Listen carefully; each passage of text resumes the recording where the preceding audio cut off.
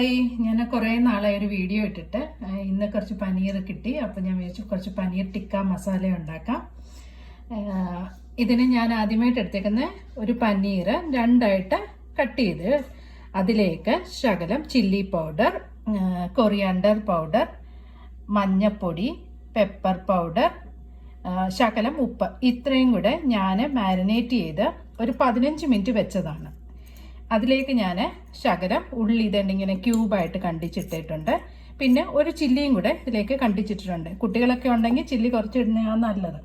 ഇനി ഇതിലേക്ക് നമുക്ക് ചേർക്കേണ്ടത് തൈരാണ്. കുറച്ച് തൈര് കൂടെ ചേർത്ത് നന്നായിട്ട് മിക്സ് ചെയ്ത് നമുക്കൊരു 15 മിനിറ്റും കൂടെ മാരിനേറ്റ് ചെയ്ത് 15 മിനിറ്റും കൂടെ വെക്കാം.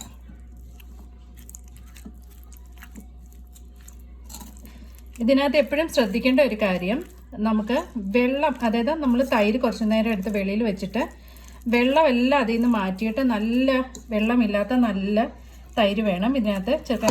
നമ്മുടെ നല്ല കട്ടി തൈരാണ് നമുക്ക് ഇതിലേക്ക് ചേർത്ത് കൊടുക്കേണ്ടത്. എങ്കിൽ മാത്രമേ നമ്മൾ ടിക്ക ഉണ്ടാക്കുമ്പോൾ നല്ലതായിട്ട് വരത്തുള്ളൂ.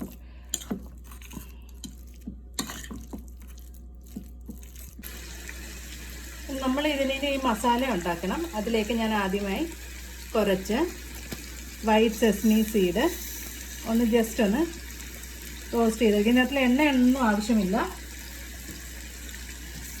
അതൊന്ന് ഡ്രൈ റോസ്റ്റാണ്.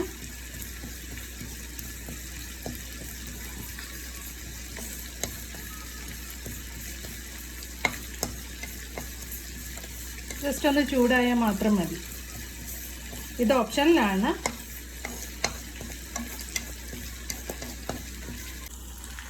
നമ്മൾ എള്ള് വറുത്ത അതേ പാത്രത്തിലേക്ക് ശകലം എണ്ണ ഒഴിച്ചു. അതിന് ചൂടായി വരുമ്പോഴത്തേക്ക് ശകലം കടുക് ഇട്ട് കൊടുക്കുക.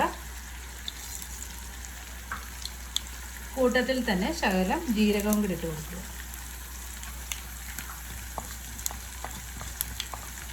കടുക് പൊട്ടി വരുമ്പോഴത്തേക്ക് നമ്മൾ ചെറുതായിട്ട് അരിഞ്ഞ് വെച്ചേക്കുന്ന ഉള്ളി ഇട്ട് കൊടുക്കണം.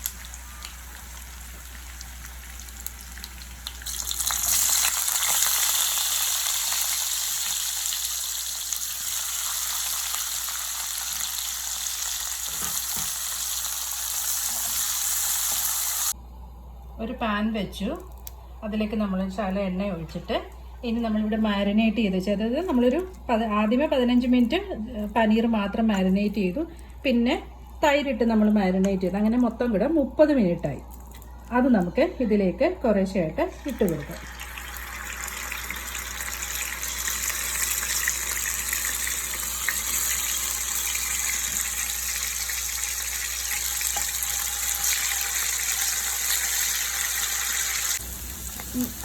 നമ്മുടെ ഉള്ളി ഏകദേശം വഴണ്ടു വന്നിട്ടുണ്ട്. ഇനി ഇതിലേക്ക് നമുക്ക് ബാക്കിയുള്ള ചേരുവകൾ ചേർക്കാം. തീ കുറച്ച് വെച്ചതിന് ശേഷം നമുക്ക് 1/2 സ്പൂൺ മുളക് പൊടി ചേർത്ത് കൊടുക്കാം.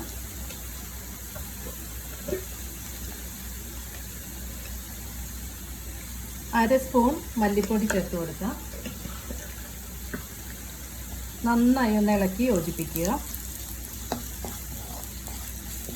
നമ്മൾ പനീറിനകത്തിൽ ഗരം മസാല ചേർത്തിട്ടുണ്ടായിരുന്നു. അതുകൊണ്ട് നമുക്ക് വളരെ കുറച്ച് ഗരം മസാല മാത്രമേ ഇവിടെ ആവശ്യമുള്ളൂ.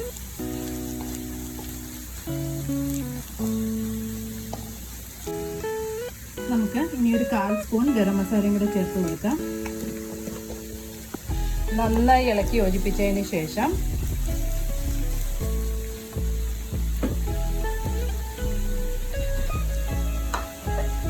ഞാനിവിടെ 2 ടൊമാറ്റോ പ്യൂരിയാക്കി വെച്ചിട്ടുണ്ട്. അതുകൂടെ ചേർത്ത് കൊടുക്കാം.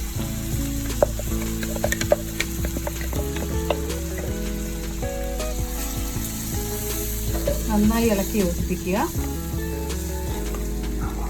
ഇത് നന്നായിട്ടൊന്ന് വഴണ്ട് വരുന്നത് വരെ നമ്മൾ വെയിറ്റ് ചെയ്യണം.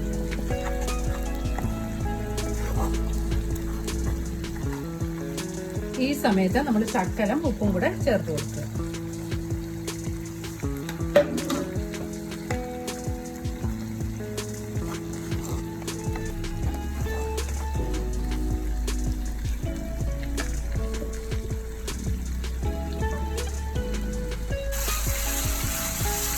നമ്മുടെ ഗ്രേവി റെഡി ആയിട്ടുണ്ട്. കണ്ടോ, എണ്ണയൊക്കെ തെളിഞ്ഞ് കാണുന്നു. ഇതാണ് അതിൻ്റെ കറക്റ്റ് പരുവം. ഇനി ഇതിലേക്ക് നമുക്ക് കുറച്ച് കസൂരി മേത്തി ഇട്ട് കൊടുക്കാം.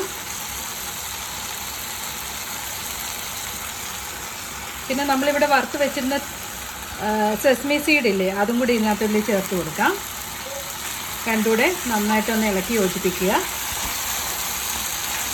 സെസ്മി സീഡ് ഇല്ലെന്ന് പറഞ്ഞാലും വിഷമിക്കേണ്ട, ഇല്ലെങ്കിൽ ഇടണ്ട. ഇനി നമ്മൾ വറുത്ത് വെച്ചിരിക്കുന്ന പനീറും കൂടെ ഇതിലേക്ക് ചേർത്ത് കൊടുക്കാം. നന്നായി മിക്സ് ചെയ്യുക. ഉപ്പ് കുറവാണെന്ന് തോന്നുവാണെങ്കിൽ നിങ്ങൾക്ക് ശകലം ഉപ്പും കൂടെ ചേർത്ത് കൊടുക്കാം.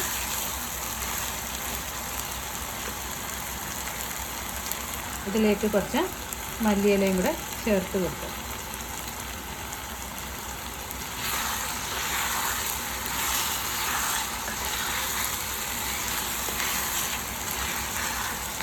നമ്മുടെ ടേസ്റ്റിയായ പനീർ ടിക്ക മസാല റെഡി ആയിട്ടുണ്ട്. എല്ലാവരും ട്രൈ ചെയ്ത് നോക്കണം. നിങ്ങൾക്ക് എൻ്റെ ചാനൽ ഇഷ്ടപ്പെട്ടെങ്കിൽ സബ്സ്ക്രൈബ് ചെയ്യുക.